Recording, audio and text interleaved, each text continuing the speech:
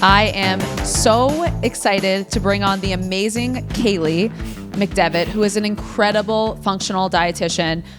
Kaely, you know I've not only been a colleague and our, as we were just saying, Instagram friends now for a long time, but I am a huge fan of your work, your approach, your personality, just so much of what you offer. So it is my honor to have you here today. Oh, thank you so much. And I feel the same way. I'm so excited to get to collaborate like this.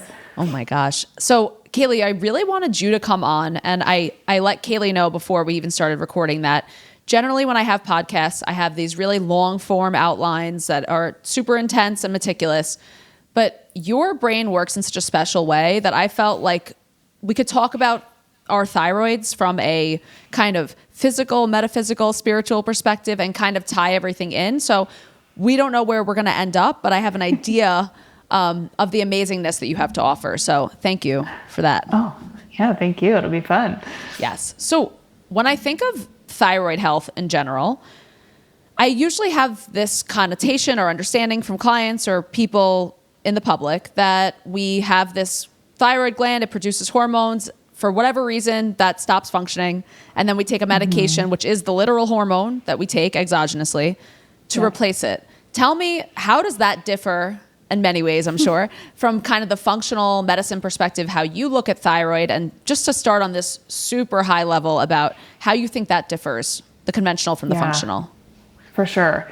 Yeah. So if this is a new topic for anybody, the thyroid is like a butterfly-shaped gland in your throat or in your neck, and it makes thyroid hormone for us. And thyroid hormone's job is really to set the pace of function of all the cells of our body. So if we hear the term like metabolism being thrown around a lot in the health and Instagram world, your thyroid controls the rate of the metabolism, so energy production and utilization. And like you mentioned, Michelle, there's this misconception that like at some point this thing just kind of goes offline, stops doing its job. And it's incredibly common, especially in the women's health space. Depending on the source you look at, levothyroxine or Synthroid, which is like one of the most common medications used for it, is like in the top 5 most prescribed drugs in the United States. So we would rather look at what's going on with the thyroid, what are some reasons why this might have slowed down, because that's very real, it does happen. And then what can we do to help the thyroid get into a place where it has the safety, the raw materials, the green light to go ahead. And when we take medication for it, which I'm not anti-medication, time and place for it, absolutely. But when we take medication and don't look at the reasons why we got in that place in the first place, we often don't see symptom resolution. So people take Synthroid all the time without feeling any less hypothyroid. So we'd rather look at what's going on and what can we do to support that from the root. Which is the functional medicine or nutrition approach, is always understanding why a problem happened and targeting it and facilitating the body's own ability to heal and produce those hormones, of course. Exactly. So when it comes to our thyroid specifically, I think this is going to be a weird way of phrasing this, so you have to roll with me. Okay. I think of thyroid dysfunction often almost more as a symptom than a diagnosis, because I think that so many different things can affect our thyroids that I don't often think or see thyroid conditions being a root cause in and of itself. Can we talk into that a little bit? For sure. And I completely agree too. You know, thyroid issues are secondary to other processes or things that got out of whack. I don't think it would exist in nature for the thyroid independently to start having problems. There's usually something that came before that. And some of the most common things we see in clients, and I know you do too from conversations we've had, is chronic dieting. It's like this weight loss, restricting, over-exercising, under-eating culture. And if we think about the fact that the thyroid sets the rate of energy utilization with the body, if there's not enough energy around, one of the best ways your body can look out for you is actually slowing down the function of your thyroid. Because, hey, we don't have a lot of energy around. Let's not burn through resources irresponsibly. So that's one of the most common reasons why we see the thyroid function downgrade. A couple other really common things would be nutrient deficiencies across the nutrients required for the steps of, creating, converting, and uptaking thyroid hormone into the cell. Chronic high cortisol is a big culprit for thyroid function too. So really anything that's communicating to the brain, we're not safe, We don't have the green light to burn and use energy. We lack resources. Any of those types of signals of lack or lack of safety would be reason why that thyroid would slow down. I think this, for some people, is a very novel concept, and for some people is not, that our thyroid is not just something that genetically, is driven to combust, and that, I think like the drastic rates, like you said, it's one of the top 5 most popular medications prescribed of thyroid dysfunction doesn't happen randomly, but that, like you said, there's all of these steps before. By the time you start to see your thyroid labs get a little bit wonky, how long do you think there could have been a problem underneath the surface?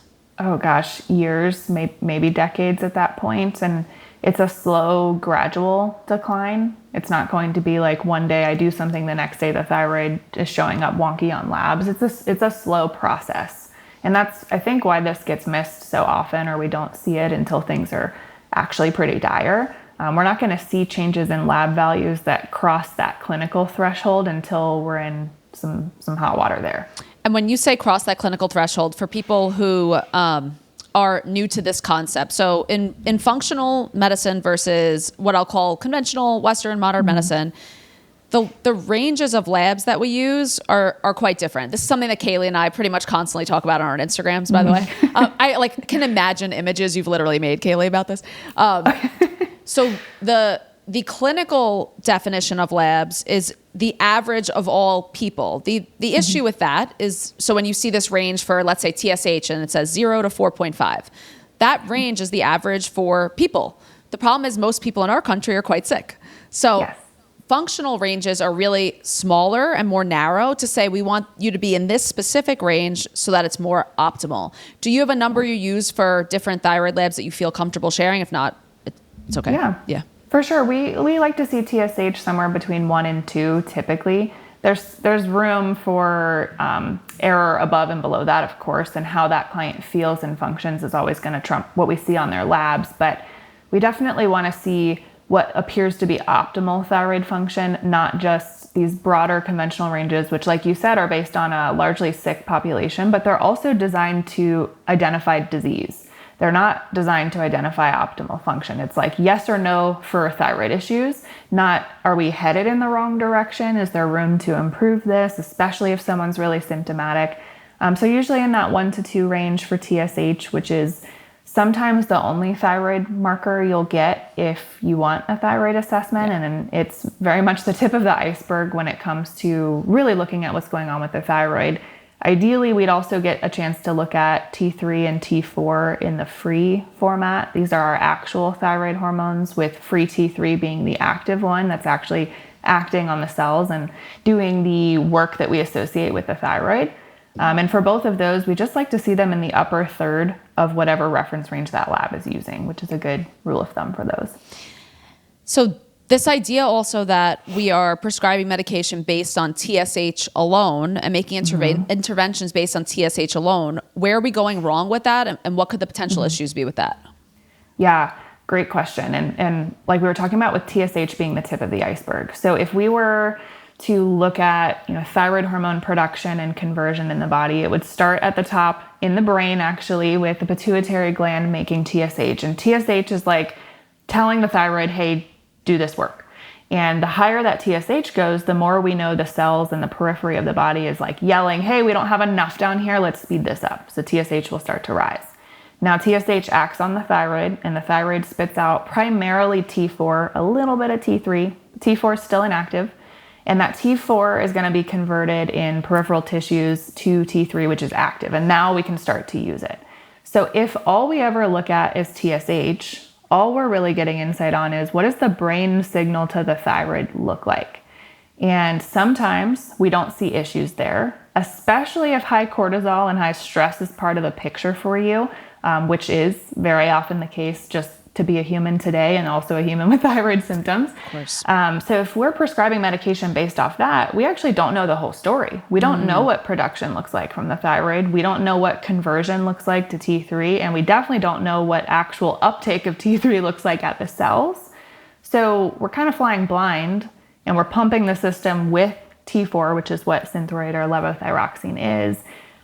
without being like, hey, what was going on here in the first place, and where actually is the problem? There's a lot of different flavors of thyroid dysfunction, and there's production, conversion, and uptake. And that's how we would really want to look at it before we intervened. And TSH doesn't really tell you about any of those, unfortunately. Yeah. So I think that there's, of course, this challenge with clients because so many people listening to this just said, hey, my TSH is a 4 and my doctor keeps saying that it's totally fine.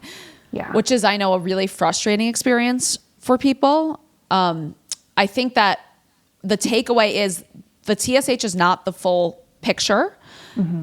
And trying to, when possible, inquire for that free T4, free T3, and thyroid antibodies, which we'll talk about, is an option. If not, might just be best if you're not feeling well to support the thyroid in the ways that we'll, of course, talk about too, because it's not always possible. And it's such a laborious emotional task for people to, first of all, even get a diagnosis of hypothyroidism or Hashimoto's. It feels like, I know there's so much hope in people. They're like, I can't lose weight. I'd love to have a thyroid diagnosis. Like a lot of people feel like that.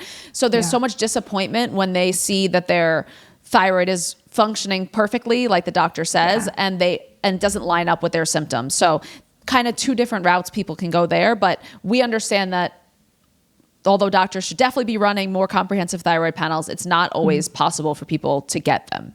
Yeah, totally. Yeah. And my word there would be just remember that like you are the expert of you. And if something isn't feeling right, you're right about that. And it's hard. It's hard to get information. It's hard to get full comprehensive panels and sometimes really hard to even be heard. But what we'll get into with supporting the thyroid is applicable with or without lab testing, and honestly would just be how to support a healthy body overall. So there are things that can be done if you don't have access to that information just yet. When we think of hypothyroidism, we think of Hashimoto's. What symptoms do you generally see people presenting with? Yeah, so weight loss resistance, like you mentioned, is a pretty common one. So a slowed metabolic rate. And we have to think of hypothyroidism as a state of really everything being slow. So we tend to see constipation, so food moving really slowly through the GI tract. A lot of times there's bloating with that too. Oh, go ahead. Why? Tell us why that happens in hypothyroidism. It's really important. Yeah. I know. So there's a couple mechanisms. One we'll probably talk about more than anybody cares. And it's related to bile flow. So we have to have adequate thyroid hormone to relax the sphincter of Oddi, which is what releases bile into the gut. And bile comes from the gallbladder, made from the liver, and it is how we digest and absorb fats and fat-soluble vitamins. It's also how we keep pathogens out of the gut, and it's also a trigger for stomach acid production. So if we don't have good bile flow and release, kind of that whole system of digestion breaks down. We also need adequate thyroid hormone for like the peristalsis of the whole GI tract to happen, which is what moves food through the tract.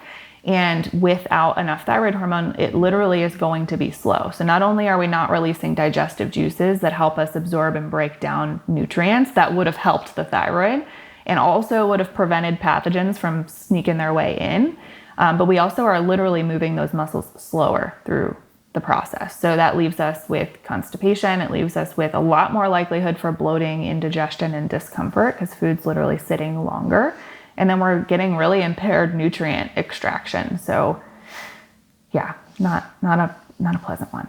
No. And I think people notice these symptoms and they can feel very isolating, and they can feel very like there's something wrong with me and I'm being gaslit by the world that there's something wrong with me.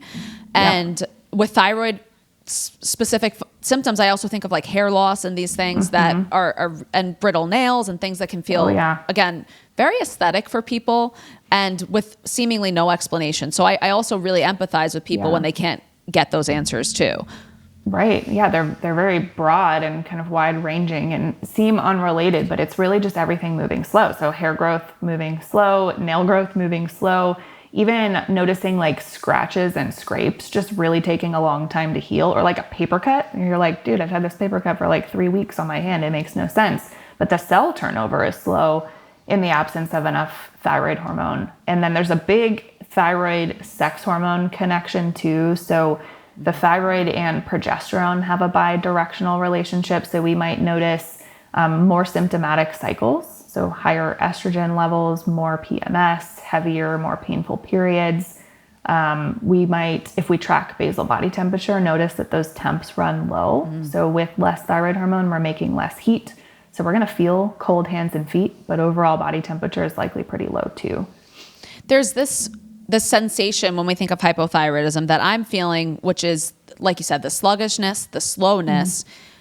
And I get the feeling when I think of hypothyroidism that before that hypothyroidism comes in, there's probably a period of a lot of overheating, a lot of quick moving, a lot of weight loss, stress, all of these things, or attempts at weight loss, starvation, all of these things that ultimately hypothyroidism is kind of a symptom of that bottoming out almost, where it's like, I'm kind of over you at this point, and I'm kind of over what you put me through, and I'm kind of scared that you're never going to give me what I need again. So I'm just going to make things super preserved, keep things as safe and easy as possible. When we kind of, so I'll say that's one way I kind of see from like again, very conceptual level of what I see happening with thyroid. Tell me in the kind of Hashimoto's category, the autoimmune thyroiditis category, what the disease process looks like there and how it might be the same as hypothyroidism, a little different. Tell me about that. Yeah. So Hashimoto's is the autoimmune variety of hypothyroidism. We've got some stuff on the other end of the spectrum too, hyper, but hypo is definitely much more common, and Hashimoto's is a really, really common diagnosis amongst women, especially postpartum, when we have these immune shifts. So in Hashimoto's specifically, we start to degrade thyroid function because the immune system builds antibodies against the thyroid itself. And we can see elevation in antibodies oftentimes like years before there's actually damage enough to the thyroid gland that we see thyroid function diminish, which is why testing for antibodies can be a really great thing, because we can catch this before there's been damage done to the thyroid. So we can have antibodies without hypothyroid symptoms for a period of time. It varies quite a bit from person to person. And with Hashimoto's, I think there's definitely some overlap. I think a lot of the same lifestyle stuff that led to any variety of hypothyroidism is still at play.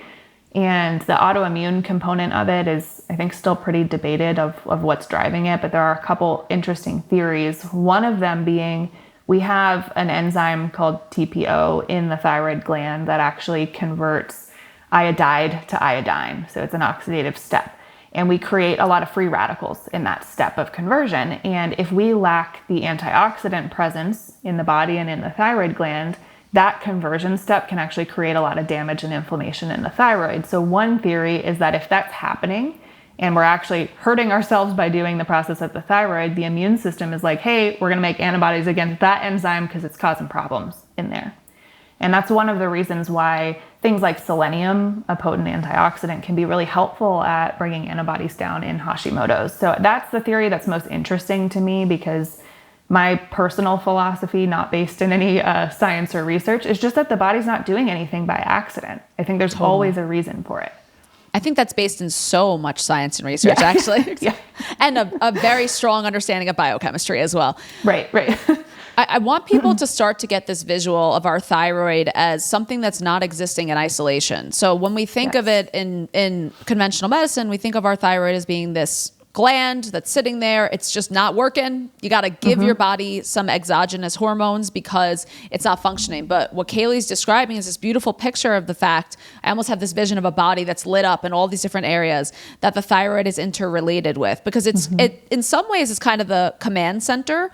Totally. I mean, first at the brain is really the command center, obviously, but the trickle down effects of what it's being directed to do. So in so many ways, again, something as silly as, eating too infrequently, doing intermittent fasting for a short period of time, something like a low carb diet for an extended period of time can cause thyroid distress for people, which, or the sluggishness, or again, there's a couple mechanisms for the autoimmune component of it. And there might actually be partially a more I think there's a little bit more of a genetic piece when it comes to the autoimmune component. It's still epigenetic, obviously, but I think there is maybe more from the Hashimoto's end. But again, by the time you're starting to see that hypothyroidism, especially if you have Hashimoto's, that means that you were probably running hot for a really long time before you started to experience that sluggishness. So there's always that response. You mentioned also, again, this autoimmune attack is, we think of our body in some ways attacking something within ourselves that it should or shouldn't be attacking. It's mistaking for something else. So I have to bring this up. Let's be gentle. Let's tread light. The biological mimicry and gluten. Let's talk about this for a second. Yes. So hard. Very hard. We'll be gentle. Yeah, exactly. Oh yeah, we'll be gentle for sure. So if you were to get a Hashimoto's diagnosis and hit Google, you're going to come across some recommendations to go gluten-free and possibly gluten and dairy-free. Yeah. With Hashimoto's. And the idea with not just Hashimoto's, but several autoimmune conditions is that there's potentially, like you mentioned, like biochemical mimicry where the immune system is reacting unfavorably to gluten or to dairy and somehow getting confused with like thyroid gland tissue or other tissues in the body and other conditions. And while I definitely am not a fan of like blanket food elimination recommendations, throughout the years we've had a number of clients see reduction in antibodies with taking gluten out, but that's not everybody. So this is not a Hashimoto's diagnosis equals I'm living gluten-free for the rest of my life or dairy-free, but it is one possible tool to explore and see how you feel. And I know there are several thyroid experts that would disagree with me because they just immediately pull gluten. And, you know, I don't think we're losing out on any super important nutrients just from taking wheat out of somebody's diet. Like we can live a full life. There are really great gluten-free options out there now. Like we're doing okay. Exactly. But I haven't seen it be necessary for 100% of people, at least in our practice. And I think obviously we're on the Quiet the Diet podcast. So the goal is always to, when we're thinking of food recommendations, be as gentle as possible. However, at the same exact time, I want to give people scientific information that could potentially protect them. So if for someone, they're obviously struggling with some sort of an eating disorder or severe disordered eating and they're not eligible for any food restrictions, please pass through this information. You know, it's not the right time or season for you to take that on. That being said, I really have seen, like you've said, tremendous reduction in antibodies and really in the most, you know, layman's terms is gluten kind of looks like your thyroid hormone. So your body mistakes it, tries to attack what is gluten, thinks this isn't right and not supposed to be here, and starts attacking your thyroid hormones and at the same time potentially attacking the lining of your gut. So let's talk about that aspect of gut health and thyroid too, the leaky gut thing, which I'm so triggered at this point by the word. Like there's a couple things. I can't ever hear SIBO, leaky gut, or hypochlorhydria again because I think it's so like co-opted by functional medicine in this very conventional way. But let's gently talk about leaky gut a little bit, gently. Yeah, we have to. If you're talking about anything going on with the immune system, we've got to have at least a brief conversation about the gut. And that's because, you know, upwards of 70% of our immune system is mediated in the gut. So whenever we want to know what's up with the immune system, we've got to look there too. And under healthy gut conditions, we have a great barrier that creates space between things passing through the intestinal lumen and where the immune system is hanging out and also the bloodstream. But due to stress, which comes up over and over again, underfueling, hypothyroidism, all of these things that would reduce energy and safety in the body or create a state of inflammation. So of course, different foods and inflammatory compounds can do this as well. We can start to get gaps between the cells that line our endothelium in the gut. And this is called leaky gut. I think it's kind of like a gross term. And like you said, it's very cringy for me now because it's just been so used. Yeah. So maybe we'll just call it like increased intestinal permeability to just sound more formal with it. Yeah. But we're literally seeing like spaces, these gap junctions between the cells being bigger. And that means that if we've got inflammatory compounds being released in the gut, if we've got the immune system responding to threats in the gut, or even pathogens and bacteria that don't belong that release their own inflammatory stuff, that can now start to leak into the systemic circulation. And there's a big correlation between, there's a measure called zonulin that's looking at the gap junctions and autoimmune conditions, because we're now seeing a breakdown between that barrier that would normally keep like reactions to food, pathogens, and bacteria separate from what's going on elsewhere. And now we've got that mixing in with what's going on with the immune system and entering the bloodstream. And I have this vision of there's almost like an artillery, like that's not the right word, like an army lineup basically. What is this called? Like when you have hand-to-hand, man, I really shouldn't even be talking about this stuff. When you have infantry. Hey, there it is. God, it's so embarrassing. So there's an infantry. You have a bunch of soldiers kind of at the line of your gut. If basically you put a couple feet of space in between them, and from the gut out into your, the rest of your body came any sort of toxins, came even the leakage of hormones and things that we don't want leaking out. What would happen when they cross that line is either they're going to get through and wreak havoc on whatever we're protecting, or your body's going to mount even more responses to try to get them. So it's a little bit of, an army battleground for sure at the lining of our gut. And what we're talking about is, again, if there's enough space in between, a lot can get through, and that can cause a lot of systemic issues too, which the funny thing about our thyroid, like we said, and I love to use the term bidirectional before, is I feel like our thyroid has a bidirectional relationship with every hormone, all components of our immune system, our gut, everything is. So not only if something that you eat impacts your gut, it's going to impact your thyroid. If something impacts your thyroid directly, it's going to impact your gut. So it's kind of this circular relationship.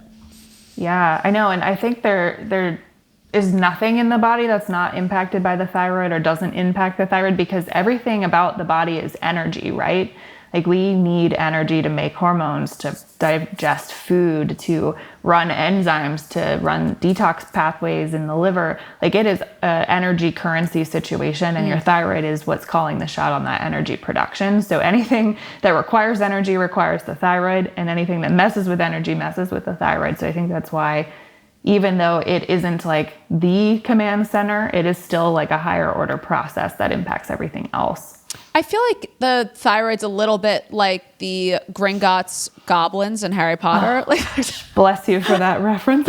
I know you love Harry Potter too. Yes. I know, that's why I snuck it in. But I feel like they're definitely the keeper of the keys and regulators. But like we said, it's not like, because the brain impacts thyroid function more. There's one more route going back, I think. But I think there's definitely these huge regulation mechanisms for our thyroid, and our thyroid does direct so much energy utilization in our body, which is also why we feel fatigue when we have hypothyroidism too, which is a symptom. I don't even know if we mentioned, but of course people experience that too. Yeah. Could a person probably missed that primary symptom? It's a big one. It's fine. We talked about like hair and nails. We got some stuff in there. It's fine. Yeah. When you think of the thyroid, again, in this kind of sluggishness range, let's say, I think of like 2.5 to 3.5 as my like, ooh, your body's starting to show us a little something here. Yeah. What from a kind of honestly like metaphysical, spiritual perspective, what do you expect? How do you interpret that information? Yeah. I know I have a specific answer for my practice, but I feel like you would have your own too. Yeah. I'll want to hear yours too. But yeah, I have such a soft spot for this state, because I think that this speaks to like culture as a whole, and how like deeply burnt out and disconnected from their body, and like literally playing on a separate team from their body so many people, not just women, but people are today. And that like sluggish thyroid state is literally someone that is trying to like put up a shield against life and all that it's trying to extract from them. And there's like not much left to give. And it's also a state of not really getting to be an active participant in life anymore. Like, we don't have the energy to show up and be present. We're just trying to get through the day. I think a lot about the individuals that like go to work and a lot is asked of them, and they come home and there's like nothing left in the tank anymore for hobbies, for community, for anything. And the fact that so many people are hanging out in that state is really a heartbreaking thing. So I think of it like that, like a protection against life that's asking a lot and just not having much left in the tank. I think of it in a very similar way, and I was very moved when you said that too, because it's awesome to talk about the numbers, it's awesome to talk about that, but in reality, we're talking about real people and real experiences. And I've worked with over 1,000 clients. Kaely, I'm sure you and your team have worked with 10,000. I can't even imagine how many clients you guys have worked with. And we should crunch some numbers on that. Exactly. For fun. Hit up your electronic medical record and see. But in reality, the amazingly positive thing about this is that my clients who have those similar lab ranges are very similarly that same client that I see all the time. And it's that same person who I feel like when I see that sluggish hypothyroid symptom, I'm like, oh, you're the person who does everything for all the people around you. Yeah. You're the person who's overworked. You're the person who's undernourished. a lot of perfectionist tendencies for sure for those people.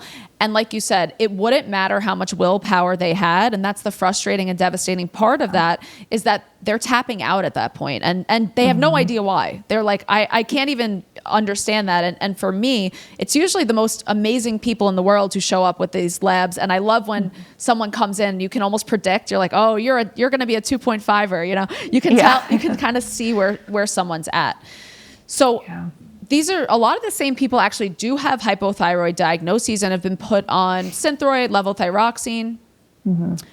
Will those medications do enough generally to support this very intricate, I'm leading, obviously, this very intricate system? Would that help with nutrient deficiencies, gut inflammation, all of those things too? Unfortunately, no. So it might give some initial symptom relief, and occasionally this is enough to enable the energy to do the work necessary to fix all the underlying stuff. So there's definitely a time and place, and I'm not here to shame anybody for that. But we're literally just supplying T4 in that example. So if we had a shortage of T4, cool, we're going to feel an impact from having that in. But all the processes that led to it, the inflammation in the gut, the nutrient deficiencies, the impaired digestion, none of that gets fixed just from introducing some T4 into the system. And you might find initial symptom improvement, and then over time that worsens again, and maybe the dose needs to get raised. And then if your issue wasn't a shortage of T4, but more an issue with converting T4 to T3 or getting T3 into the cell, it will really have no impact on those symptoms. And I'm sure you see this too. People have been on Synthroid a long time, and they're like, I mean, my TSH looks better, but I feel exactly the same. Oh yeah, that's almost all of our clients. Yeah, that's exactly all of because. So my clients that I work with are people who are dealing with either anxiety, gut issues, or having weight loss resistance issues. It's extremely rare that I see someone with like a gorgeously perfect thyroid panel, because all of these things are, again, all in the same family and so intricately connected. So I just want to hammer in this idea that you can take thyroid hormone and still not have a reduction in symptoms. And if that is you, that is real. You are actually still not experiencing that. So what would the functional nutrition approach be to thyroid dysfunction? What do we actually do then? If the medication, great, work with your doctor. We're not saying don't take your medication, please. Absolutely not. What is our functional nutrition approach? What's our best bet here at supporting our lovely thyroids? Yeah, well, we have to start with the lowest of hanging fruit and make sure we're eating enough on a consistent basis. Because if we don't start there, nothing else really matters. We could have like beautiful supplementation. We could do all of the things to support the gut. But if we're not eating enough, we're not putting enough energy into the system to even have a fighting chance here, we're going to really be spinning our wheels. And that can be a really hard entry point. I want to talk about that more. Yes. So obviously we know that listeners of this podcast may or may not have experienced at some point in time some weight, either relational issues, physical weight issues. Yep. So when people hear, I know my clients who are super hardcore executive types, when they hear I'm not eating enough, they're like, get out of here. I'm quote unquote overweight. I'm eating obviously enough. What if someone's occupying a larger body, and is it possible for them to still be undernourished? Absolutely. I mean, more often than not, at least in our client population too. And if we think about the fact that a sluggish thyroid is going to create an environment where it's likely that we store excess body fat and really struggle to get it off, we create a really tricky scenario to be in, because everything we've been told up until this point is like, well, if I'm in a bigger body, my way out of this is to eat less or move more. So I'm going to do that. And then that's sinking the thyroid further. And then we got to do it harder. And then we're sinking it further. And it can be a really uncomfortable and sometimes scary thing to think like, well, maybe I'm not eating enough. And if it means eating more, what does that mean for the body that I occupy? And like to trust doing something completely opposite of what the typical recommendation is in that place can be really scary. So I understand that. And our clients feel that fear too. So how do you actually crack into that cycle? Because some people also have debilitating fear of gaining more weight, which again, is going to be addressed in a practitioner's office, the fear element of it and the urgency of it for sure. Right. When you're saying eating more, I'm actually getting a vision of also really attacking micronutrients almost more than macronutrients. What are we missing out on so much when you say we're not eating enough? What does that really mean?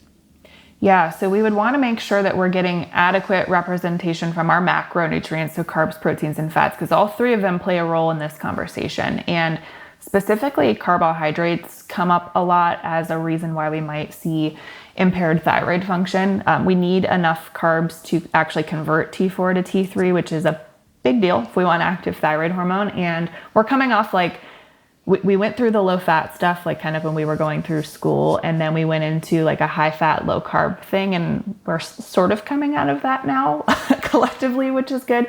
So we just see a lot of clients that have been pretty afraid of carbohydrates or actively restricting them to make changes to body composition. And that's something that we'll definitely start bringing some balance back into. So carbs, proteins, and fats represented at all meals. We get our building blocks for thyroid hormone, amongst other things, and we're keeping blood sugar nice and steady, being the goal. And then micronutrients, like you mentioned. So there are a lot of them involved in production, conversion, and uptake of thyroid hormones. So we want to make sure that the foods that we're getting are nourishing, nutrient-dense, like bioavailable access to these nutrients. So the body's not having to work extra hard to extract, because when we're in that hypothyroid state, our nutrient extraction is not awesome. So we don't want to be eating things that are hard to get to nutrient-wise. So we take a somewhat ancestral approach to nutrition in our practice. I hate putting any kind of label on any of that, but nourishing, nutrient-rich animal products and proteins, incorporating organ meats if you're down to get weird with that, like bone broths, those types of things that pack so many nutrients in a very usable form, because we've got to be efficient with that, especially in the start when extraction of nutrients is poor. So this is an interesting dichotomy from the conversation we were having before too, in ways of, let's say, gluten or something like that. So if you're having poor nutrient extraction and your body's running a little hot from inflammation, do you think it would look totally different to eat something like a sweet potato for someone's thyroid versus a donut? Oh yeah, for sure. For sure. You had said something about like adequate nourishment, and just, I always think of this picture of like the food being gentle, and like we're not working so hard to extract nutrients, and it's bringing actual nutrients. It's not taking nutrients from us. It's not coming in with compounds or chemicals or things that are inflammatory. So that's part of this picture too, is that we're eating good real food for the nutrients, but also because we're leaving out the things that might also be detrimental to the system from a lot of our like processed refined foods in the standard American diet. That brings me to something that I really want to loop in here, which is, I'm going to say one of the most dreadful phrases you'll ever hear me say in this podcast, because I don't mean it. You'll see why. But the calories in, calories out situation. Okay. Yeah. How not applicable is that to someone experiencing any sort of thyroid disorder? And why is it not really applicable? Again, a leading question. Yeah. So as much as it would make everyone's life easier for this to be purely a math scenario, like we could have cut out a lot of years of education to be in this space if this was the case. But if you're listening to this podcast, you've lived the experience that calories in, calories out does not work out in real time. So not only is estimating what we need not a perfect science by any stretch, we have so many other factors that influence it that can't be accounted for inside an equation. And when we are in a hypothyroid state, our burn rate of energy is very skewed. So these calculations are not going to be super helpful for us. And one of the things we keep circling around with the thyroid is that energy availability is going to be one of the strongest nods to the thyroid that it can do its job freely. So if we are under eating those baseline needs, we're never going to see that come back online. So we really can't approach this from a calories in, calories out standpoint. Typically that mindset was part of what got us into this place in the first place. And we have to be creating signals of safety at any opportunity that we have. And that is eating enough. And that is typically above and beyond like a basal metabolic rate calculation, even though those are far from perfect. As is, exactly. And I have this vision again of, and I think I've talked about it on other episodes, and by the time this is released, I think I definitely will have, but I have this vision for calories in, calories out, that our bodies are like a car and our fuel tank is how much energy we have. And when I think of and often people are like, well, it only matters how much fuel you put in the tank. Well, it's like, if the car is literally off, it doesn't matter because the fuel is going to sit there anyway. And thyroid disorder is one of the first places we know the car is turned off or it's working really, really slowly. And like you said, the actual nutrient extraction might be altered. The actual calories you get from the calories you're eating because of the gut disruption might be altered, which means that two people who are eating the same exact way will have different calorie extraction from the same foods they're eating. And our thyroid dysfunction is a huge signal, again, that the keys are either taken out of the car altogether or the car is operating very, very slowly. The kind of, again, other piece of this thyroid picture, again, is this micronutrient piece. I think when we think of getting enough nutrients, what's our issue? Why are we not able to get enough nutrients in our food? What's going on with that? Well, there's a big problem with the degradation of mineral content in the soil. Sure. Which, I mean, we could go down very long rabbit holes with that. But it's a scary thing because we could be eating all the quote unquote right foods, but we're literally getting less minerals from those foods today than we were 50 or 100 years ago. And as much as I like to opt for food whenever possible and be pretty minimalist when it comes to supplements, we are at a point where I feel like it's kind of impossible to have no supplementation, especially from a mineral standpoint, because it's hard to get enough from food. So we are not getting as much from the food that we eat. And this is not just vegetables grown in the soil, but also the animals that eat the vegetables grown from depleted soil. So the whole system is losing minerals. And then we've also hinted at the fact that being a human is a lot more stressful these days. Absolutely. And stress is something that is going to sap nutrients, especially minerals from you. So we're in this scenario where we're getting less from food and we're burning more through stress. So we've got to work like an uphill battle to overcome some of these nutrient losses. And then with the thyroid state specifically, if we have impaired nutrient extraction, we've got to go even above and beyond what's present in food to get enough from that because we're not pulling it all out. So we do have to work extra hard at this nutrient piece in the context of hypothyroidism and just like modern humans.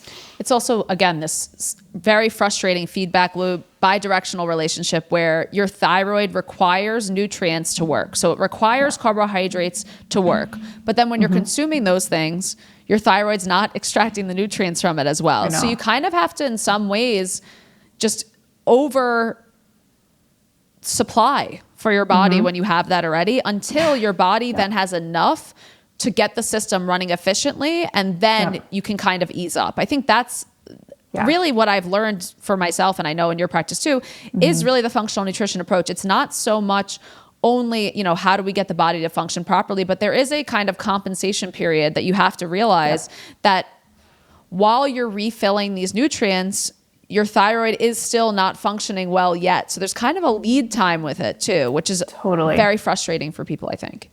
Yeah, and uncomfortable. And it involves a complete reframe of how we view our relationship to our body. And it creates a really beautiful opportunity to come into partnership with it, right? Like that's a beautiful act to be like, hey, I might be uncomfortable in the body that I'm living in, and I've got all these symptoms. I'm not engaging with life the way I want to right now, but I'm going to take whatever time it takes to eat enough and to like surplus these nutrients in there, even while I'm not feeling good, and trust that that's my way through, instead of the opposite, being on different teams, feeling like my body's failing me, or being a victim to a thyroid that just decided on its own accord that it doesn't want to do its job. It's a very different way to think about it in relationship with your body. And I think from a spiritual perspective, our thyroids are so essential and so special to us, and we demand so much from them. And by the time, again, that you're having that hypothyroid, by the time you're seeing your actual labs being degraded, there's been a lot going on probably in your body and life. And I think what's really hard for people, especially New Yorkers, I'm shouting all of you out, is we do not believe that stress is real. We do not believe that stress impacts our health. And one of the first ways that stress impacts us on a physical plane is, I think, through our thyroid too. Oh yeah. And it's really, it is a very hard message for people, hilariously, that we deserve to have these nutrients, that we deserve to reduce stress. Would you say that it would be extremely hard for someone to support their thyroid without addressing kind of that spiritual component to it, that stress component. Yeah. And man, I think when I was like a baby dietitian, I didn't give that enough weight. And over the years, the biggest lesson has been how big a deal the stress and nervous system component of healing is. And it makes sense if we think of it from like how we got into a depleted state standpoint, because it's like we're trying to fill up a bathtub with the drain open in the bottom, you know, and we're extending the healing length of time if we're not working on that aspect too. And I think the like type A perfectionist, like grind hustle culture is a big part of why thyroid issues are so rampant, and why that's like the descriptions we would use for most of the clients that we serve. And if we're not working on that, I mean, we're going to be throwing nutrients and things till we're blue in the face, and it's going to be really hard to see that budge. It's and that is generally what people want to do, is just throw some medication at the problem. I also want to give people hope, by the way, in that I think thyroid issues are not, they're joyously not, they're able to be resolved. They're not something that's so mysterious to us. They're something that's we have a really good understanding of what's going on with the thyroid. When it comes to the brain, I think we have so much farther to go. Still, some things are just too mystical to us. Like, we can understand so much, but I just want people to really understand, taking even the steps that we laid out here, re-nourishing from a macro and micronutrient perspective, reducing inflammation when possible, reducing stress when possible. It's so frustrating, and managing blood sugar. It's frustrating for people to hear also, because they're like, all right, I'm already doing these, or these are such silly recommendations, but these foundations I don't see in any of my clients when they come in. These are not what I see. So, but just so you know, I think, Kaely, like, don't you feel pretty confident around the thyroid stuff? I feel good. Oh yeah, it's great. It's sometimes almost nice to see, because it does impact so many other body systems, and you're like, cool. We just got to work on this, and everything else will fall into line. Totally. Yeah. And there are mysterious conditions that pop up. Hypothyroidism and Hashimoto's are not as mysterious as we think. I think there's some amazing new mechanisms that we're looking at that are super interesting, but if you support the foundations of your health and you show your body that safety and respect and compassion, the likelihood is the thyroid does come into place. Yeah. I mean, you are divinely created. It is like such a beautiful system that, like you said, really beautifully, just respect and nourishment. It goes such a long way. And your body always wants to be working optimally and is always trying to get back to that. So if we can just align with that same team, things go a lot faster. Is there any, now we did the not as fun foundational stuff. Do you have any fun little hacks for the thyroid? I hate that question, but I know people want it, but it's a bad question. I understand that it's a bad question. It's all right. People love the hacks. Yeah. So we could get a little bit more specific on those nutrients and maybe talk about some things that we can bring in. And I always find that fun work, because people associate like health with what I'm going to have to remove from my life. And we actually spend a lot more time bringing things back in. But if we look at the thyroid physiology as we understand it, there's a lot of nutrients, especially minerals, that are involved in all of those steps. And there's some pretty cool research about like aloe vera juice and Hashimoto's, and aloe vera is exceptionally high in potassium. So it's one thought of why that might be helpful, but getting more sodium, potassium, and magnesium in the day, so we can make like some tasty mineral mocktails, or you've probably come across the term adrenal cocktail on Instagram because it's having a moment. But those types of like fun beverages are, food-based, easy to bring in. It's like more exciting than plain water, can really go a long way for thyroid function, because we need those minerals on most steps of production, conversion, and uptake. So we usually will incorporate those into clients' life. Getting some like time in the sun, time in nature goes a long way, and doesn't get mentioned all that often because, I don't know, it doesn't feel as like tactical as a nutrient that you're bringing in, but goes a long way for just quality of life and stress and nervous system. Time in community, time with other people, time playing and laughing and like experiencing joy goes a really long way too. And then I'm a big iodine fan, which is another polarizing Very topic. polarizing. Ooh. Ooh, yeah. But so we won't go too far down the iodine direction, but we usually do explore that with clients with hypothyroidism. And we may not go, crazy with iodine in all cases because it's not always appropriate, but iodine is literally the component of thyroid hormone. So it's got to be part of the conversation and assessment. And sometimes it's bringing in some iodine rich foods back into the diet, which are relatively uncommon for Americans. Sometimes it's targeted supplementation based on labs, but that's another direction we might go. We gotta have some dried seaweed once in a while. I mean, come on, we gotta have some fun, of course. Yes, gotta live life. I love how you and I are so foundations based that the hacks were still foundations. I know, they're lame. No, they're not lame. It's the fact that you and I have a refusal. Like I asked, that was a very rude question for me to ask, to be honest with you, because we're not going to do it. I would say also, just adding into your beautiful messaging too, is I just think people communicating directly with their thyroid sometimes, just being like, oh my gosh, thank you so much for working so freaking hard all of these years. I'm going to get you what you need. Almost like a sweet little rescue mission, talking to your thyroid. Like, I'm coming down there, I'm getting you what you need, and working with your thyroid as opposed to judging it for what it hasn't done. Think of, again, how involved the thyroid is with the rest of our bodies, how like demanding its job is. It's the hardest working gland, let's say, in the body, maybe. I'd argue that. I can argue that. And just like those goblins at Gringotts, of course. And I think that just really talking directly to your thyroid too can be really sweet and helpful for people also. I like that a lot. Kaely, you're a freaking rock star.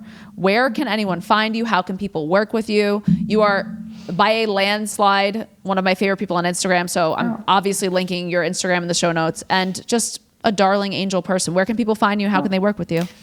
That means so much. Thank you. I appreciate that. I do most of the educating and stuff on Instagram. I don't have the capacity for multiple platforms these days, but on Instagram, it's at Kaely RD. And my name's spelled a little weird. It's Kaely RD. And then my website's the same. So you'll find, a lot of free education going on Instagram. There's a very infrequently updated blog on my website, goals for this year to get more consistent with that. And then you'll find information about how to work with us in different capacities on both of those platforms. And Kaely, you work with clients, but you also work with practitioners. Tell us how you work with practitioners too. Sure. Yeah. So we do a couple times a year, like a small group mentorship program for nutrition practitioners that want to use lab testing in practice. I just felt like there was a big need to do that from a nutrition lens. And then also, how do we do this effectively? Because there's so much money and time spent on testing without a return on that investment. And I think it can be a really wonderful tool if used well. So we do a 12-week mentorship about that twice a year, and it's so much fun. I love it. Kaely, you're kind of underselling it. It's probably one of the most comprehensive and best functional nutrition lab testing programs that exist. So it's probably the best. Stop underselling it. Yeah, no, it's very, very amazing. Leverage your labs, right? So awesome. Yep. Thank you. Kaely, thank you so much for joining me today. I'm wishing you and your thyroid a beautiful day. And you as well. You as well. And I know that we'll be seeing each other very soon. Yes, thank you so much for having me and for creating this space.